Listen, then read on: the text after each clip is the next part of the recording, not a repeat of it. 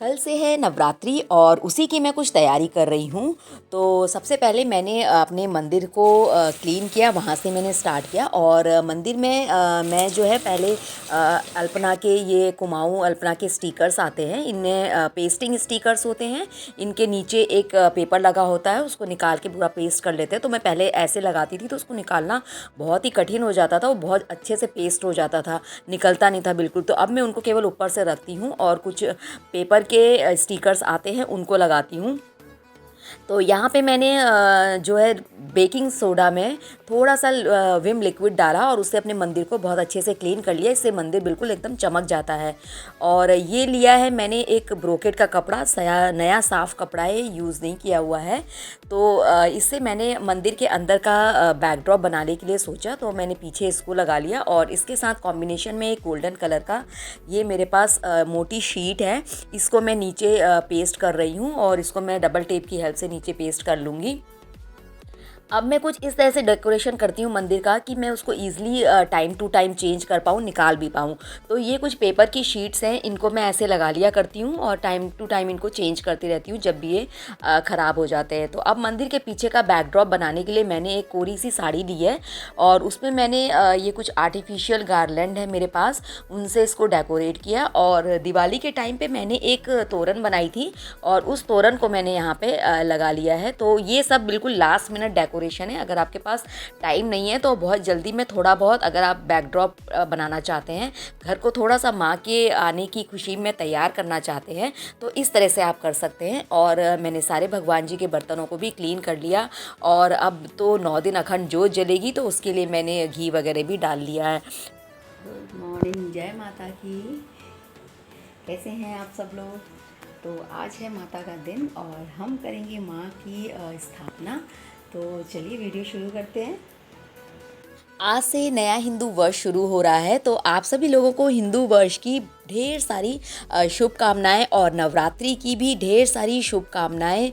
और 9 दिन हम सब मिल करके माँ को मनाते हैं, बुलाते हैं और अपने घर में इस तरह विराजित करते हैं। और माँ जो है सबकी इच्छाएं पूरी करे और सबके लिए ढेर सारी खुशियाँ लेकर आए।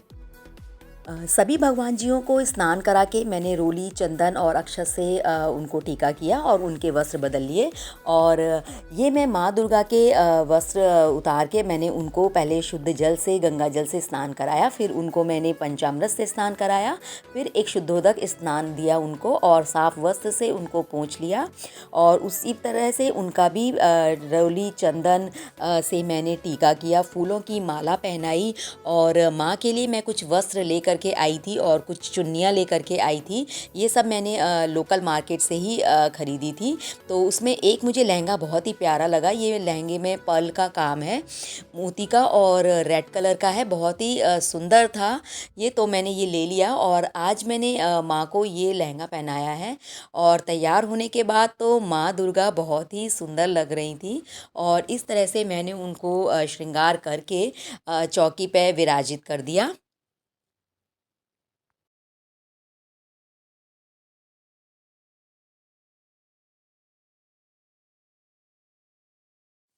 और ये कुछ सामान मैंने माँ के श्रृंगार का ले रखा है, जो कि मैं मंदिर जाऊंगी और अपनी श्रद्धा और सामर्थ्य से आप जो कुछ भी माँ को चढ़ाना चाहते हैं आप ले सकते हैं।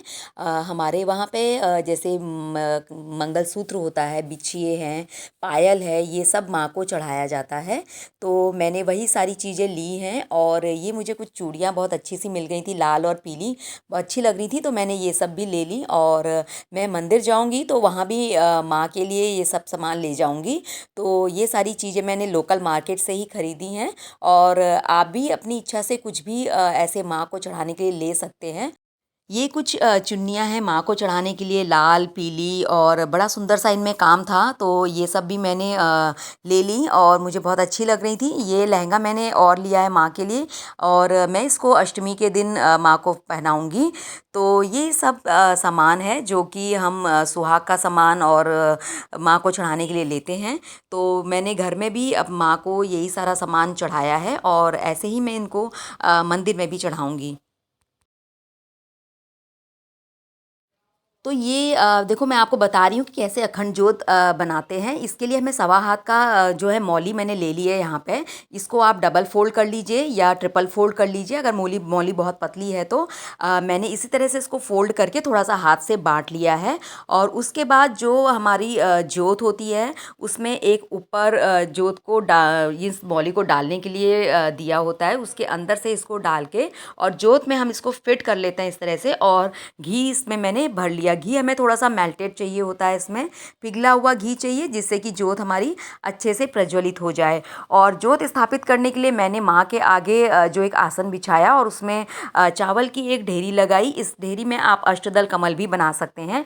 और इसको रोली, चंदन, अक्षत और फूल से इसकी पूजा कर ली। और इसके ऊपर मैंने स्थापित कर ली अपनी जोत और जोत को मैंने प्रज्वलित कर लिया। और ये जोत हमें 9 दिन तक जलानी है, अखंड जोत है। इसकी भी हमें पूजा आराधना कर ली मैंने। और आज से नव हिंदू वर्ष भी शुरू हो रहा है, तो आप सब लोगों को उसकी ढेर सारी शुभकामनाएं और नवरात्रि की भी बहुत सारी शुभकामनाएं।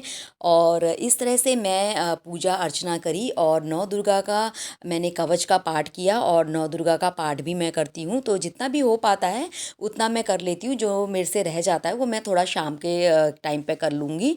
और ये सब करने के बाद मैं किचन में आ गई और क्योंकि मुझे आज माँ के भोग की तैयारी भी करनी थी। तो सबसे पहले मैंने उसके लिए बनाया हलवा। माँ को तो हलवा बहुत पसंद है, तो ये मैं सूजी का हलवा बनाया है। और जितना भी मेरा भोग का सामान है सब मैं देसी घी में ही बनाती हूँ आज के दिन। और आज के दिन भी और पूरे 9 दिन भी मैं ऐसे ही बनाऊँगी सारे भोग को। ये मैं आपको बता रही हूँ कि कैसे अखंड जोत को हमें टाइम टू टाइम देखते रहना है, क्योंकि जब ये जोत जलती है तो इसके ऊपर मौली जल करके इकट्ठा हो जाती है और उससे जोत बंद होने का वो डर रहता है। तो थोड़ी थोड़ी देर में हमें इसको देखते रहना है कुछ घंटों बाद, और उससे एक बत्ती हमें लगानी है इसके ऊपर जली हुई, जिससे कि हमारी जोत अखंड जलती रहे। और कैंची से ऊपर से उसका जो हिस्सा जमा हो रहा है उसको हमें निकाल लेना है। तो अब मैंने बनाया है, आज मेरा और मेरे फादर इन लॉ का फास्ट है, तो मैं उनके लिए बना रही हूँ आलू का हलवा। और इसके लिए मैंने देसी घी में थोड़ा सा हरी मिर्ची काट करके डालती हूँ और उसमें मैंने मैश्ड पटैटो डाल दिए। और इस मिर्ची से पटैटो के हलवे में ना बहुत ही बढ़िया सा फ्लेवर आ जाता है। एक बार आप लोग भी ऐसे ज़रूर ट्राई करना, बहुत टेस्टी हलवा बनता है और उनको तो बहुत पसंद है ये हलवा। तो इस तरह से मैंने आलू का हलवा बना लिया।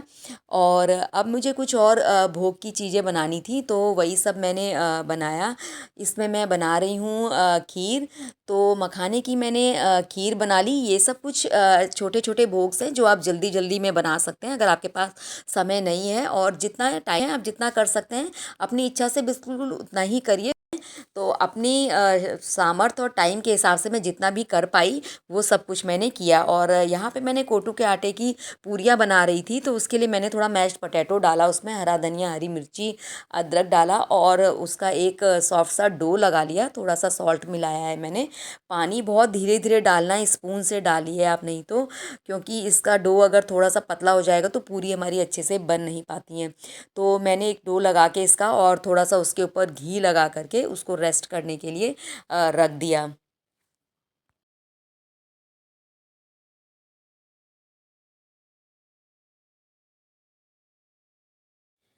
अब मैं बना रही हूँ यहाँ पे आलू टमाटर की सब्जी।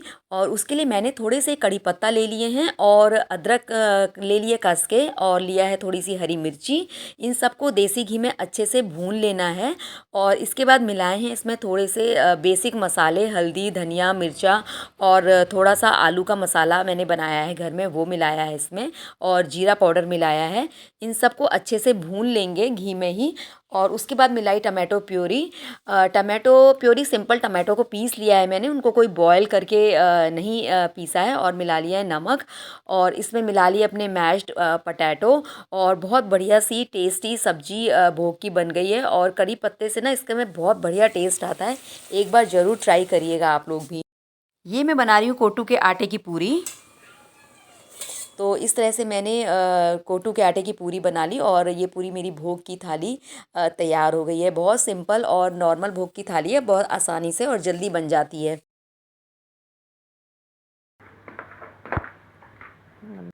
आज मेरे हस्बैंड का बर्थडे है, तो बच्चे केक ले आए थे और हमने किया केक कटिंग और छोटा सा सेलिब्रेशन।